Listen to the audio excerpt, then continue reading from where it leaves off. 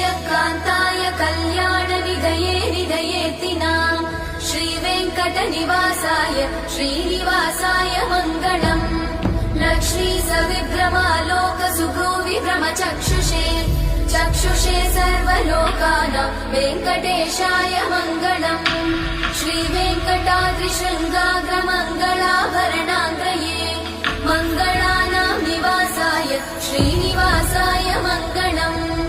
सर्वावयव सौन्दर्य सम्पदा सर्वचेतसां सदा सम्मोहनायास्तु वेङ्कटेशाय मङ्गलम् नित्याय निरवध्याय सत्यानन्दचिदात्मने सर्वान्तरात्मने श्रीमद् वेङ्कटेशाय मङ्गलम् स्वतः सर्वविदे सर्वशक्तये सर्वशेषिने सुलभाय सुशीलाय वेङ्कटेशाय मङ्गलम्।